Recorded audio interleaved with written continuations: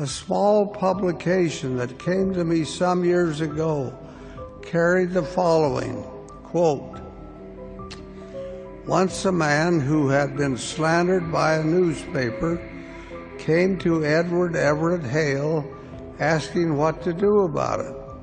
Said Hale, 'Do nothing.' Half the people who bought the paper never saw the article. Half of those who saw it did not read it. Half of those who read it did not understand it. Half of those who understood it did not believe it. Half of those who believed it are of no account anyway." So many of us make a great fuss of matters of small consequence. We are so easily offended. This is so spot on. This is exactly how Ààrẹ Afe Babalola should have handled the so-called defamation by bundling and abducting Dele Farotimi from Lagos all the way to Ekiti State, and his subsequent remand to prison by a magistrate only ended up adding fire to the whole matter. It has drawn attention to the book. When Dele Farotimi's book hit the shelves a few months ago, very few people took notice. Out of the many that read it at the time, very few of them, or nearly zero of them, made a fuss about the contents because they knew that all that he wrote there are happenings in Nigeria of today. They know how corrupt the Nigerian judiciary is, all the operators, including lawyers. This man has been talking about it for ages, forever. He's been talking about the corruption in the judiciary, the corruption in Nigeria's polity, everywhere. And a lawyer of Afe Babalola's status must know the contents of this book a few days after it hit the shelves, because it is talking about his primary constituency where he has made his mark and reputation the past several decades. Let's even assume he didn't take notice, that he's just finding out the contents of the book like he wrote in the petition he sent to the police. But the question remains, why did he choose December 3rd to abduct Dele Farotimi all the way from Lagos to Ekiti State? Like many have said, it can't just be a coincidence that Afe Babalola chose December 3rd to abduct Dele Farotimi because of what Dele already said he will do on that very day. The day is very significant. David Hundeyin also conducted an investigation. His conclusion was that it seems like the biblical hand of Esau and the voice of Jacob. Dr. Mo also spoke about it extensively in an X space. We will hear all he had to say in a moment. Dele Farotimi is a bold activist who speaks truth to power. He never hid anything. He never hid all his plans, all he wanted to do on that day, December 3rd. As you can see on this screenshot from David Hundeyin, this is the email he sent out to media homes and other people inviting them to come and witness his declaration and ultimatum to the government. All he is calling for is electoral reforms to amend the electoral laws, the Electoral Act of 2022, to include independent candidacy. This will make it easy for upright men to bypass party politics in Nigeria. Just like what is happening now, they have hijacked the main opposition parties, the PDP, Labour Party. You can't do anything. You can't contest election against them without coming from a party. And if they have hijacked these parties, where are you going to contest? So obviously, if independent candidacy is included in our electoral laws, people wouldn't need to subject themselves to criminal party hijackers in order to get to power. You don't need them anymore. You can just campaign on your own reputation, on your own antecedents. If people buy into you and your policies, they will elect you and you will get where you want to go. You will get to that office, the presidency, governorship, anywhere. Can you upload this? Now, the second amendment he's seeking is the mandatory transmission of election results. It's very shameful that in 2024, Nigeria can't conduct a transparent election, while other countries, smaller countries that can be compared with Nigeria, all conduct transparent elections. The only way to guarantee that the will of the people is upheld is to transmit the election results directly from polling unit on that election day. And it's not as if this law doesn't exist already. It exists in INEC guidelines. and guidelines are supposed to be derived from existing laws, the electoral law. But it's just that it's not explicitly written in the electoral law that it must be transmitted. They only said that it is at the discretion of INEC. Of course, INEC already used their discretion in 2023. That was why they included the transmission of results in their guidelines, trained all their staff on how to conduct the transfer of election results, how to snap the forms, the result sheets, and transmit and upload to IREF. Of course, they ended up abandoning the whole thing when they saw they were losing, the people they were backing. They shut off the IREF, and when the opposition came to court, the court allowed INEC to get away with it. So this needs to be mandatory. That's the minimum in 2024. All results must be uploaded from polling units and at different collation centers. The primary source of results must come from IREF, the uploaded results. When they are not ready or available, they have to rely on physical copies from political parties. They have to match all of them. All the political parties that are present, match all their results. If they are the same thing, they will now use that for collation. This should be the minimum. Ultimately, we should be punching figures. This is 2024, not 1960. Other countries do it. Why shouldn't they punch figures? At the close of voting at the polling unit, the polling officers must punch the figures, party by party. This party, this is your score. This party, this is your score. The software will collate the results automatically, and everyone will be watching on a giant screen at the National Collation Center. All legacy media will also be plugged in, showing it on television. It can't be more transparent than that. The other day, South Africa conducted their election. It happened the same way. Everyone was watching on a giant TV. So why don't they want a transparent election? The answer is because they know they can't win in a transparent election. That was why IREF was shut off in 2023 after spending more than 300 billion naira to improve elections in Nigeria, but they ended up throwing everything away just because they want to rig elections. That's why you see impunity everywhere.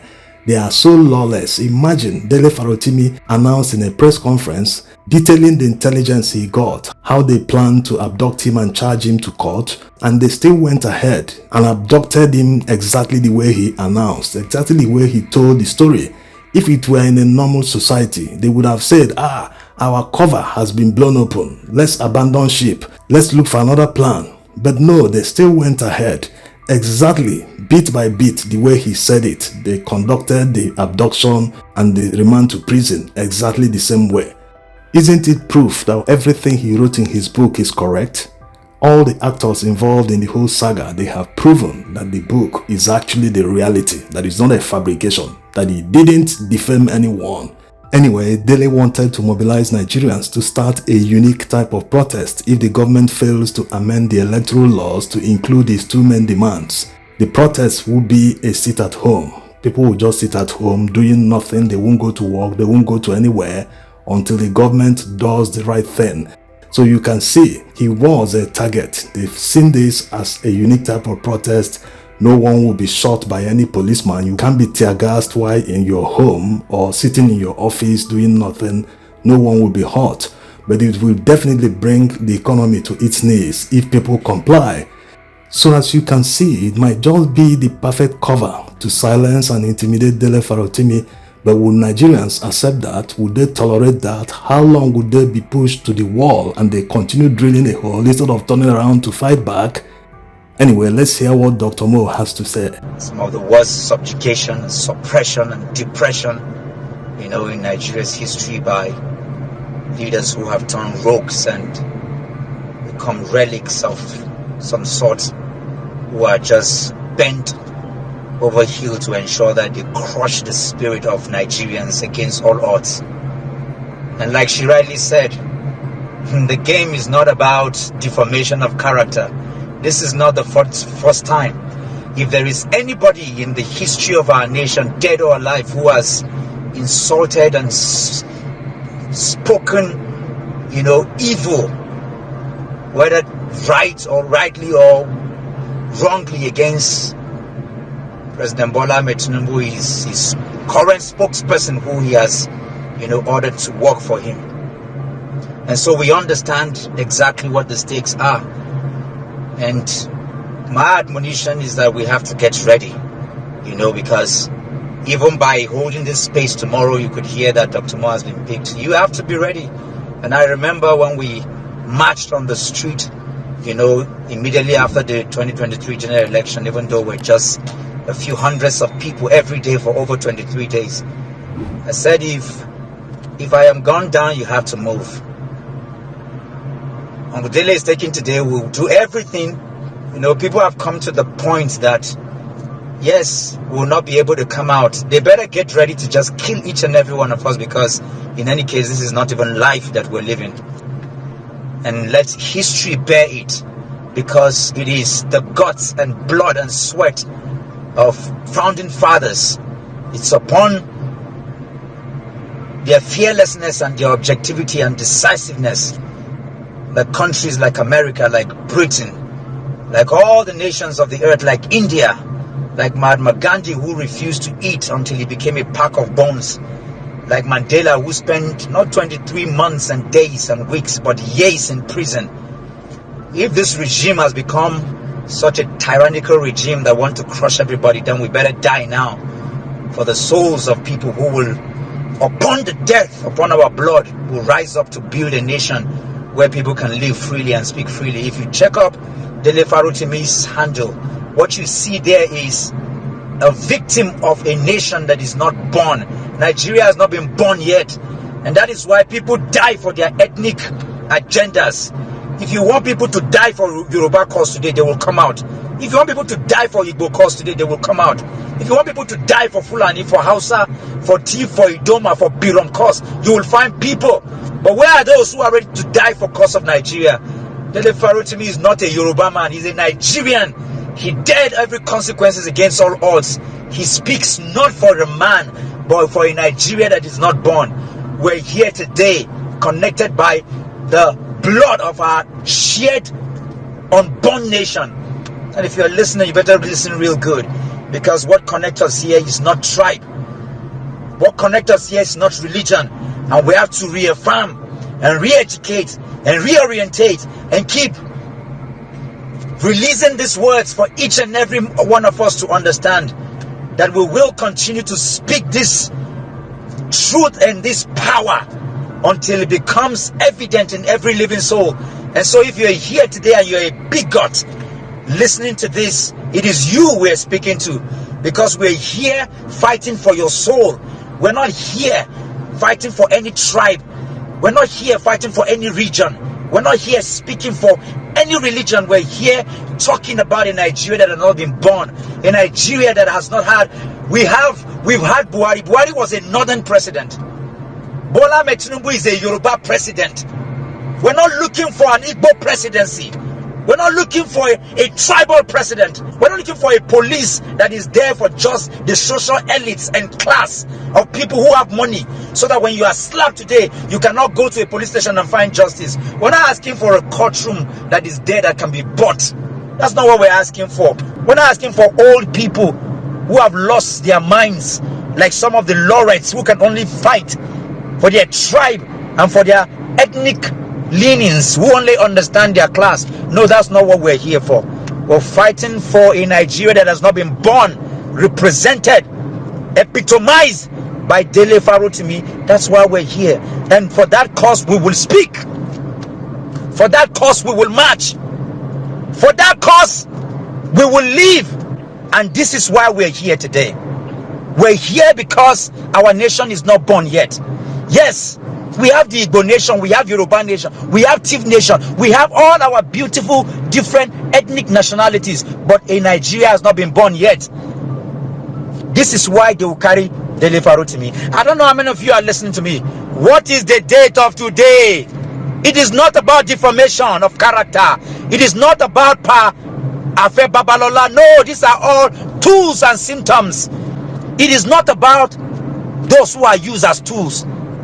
This is about regime control. It was Dele Farotimi that came out to declare that we will use the methodology of sit at home beginning from the 3rd of December. 3rd of December. What is the date of today? What is today's date? You think this is coincidence? This was the day he declared for the seat at home. And because they knew that they have stopped us from protesting, they have stopped every kind of thing. Now we don't have elections anymore in Nigeria. From Kogi to Ondo State to Edo, there is no more election. To Imo State, there are no elections. There are no state elections. All you have right now is grab and run away. Snatch and run away. If you're listening to me, wake up and understand what is going on. No human being on the face of the earth, including Donald Trump, president in waiting of the United States of America, that has not been insulted, defamed, and abused. Go and look at Mr. Peter Obi's tweets right now. He said, I've been lied about every day and against, defamed every day by useless, lawless, infused, diffused, infected agent, paid agent, constantly, every day, every living day. It is not about defamation of character. It is about today, the 3rd of December, whom Dele Farotimi declared that we will begin to test the sit-at-home methodology, which is one of the most ancient method, because when they beat you and kill you and ensure you cannot protest, when they ensure you cannot write, when they ensure you cannot speak, when they ensure you cannot do any other thing, there is one more ancient method that has worked. He worked with Martin Luther. He worked with what's the name of this guy in the father of modern India? He worked with him.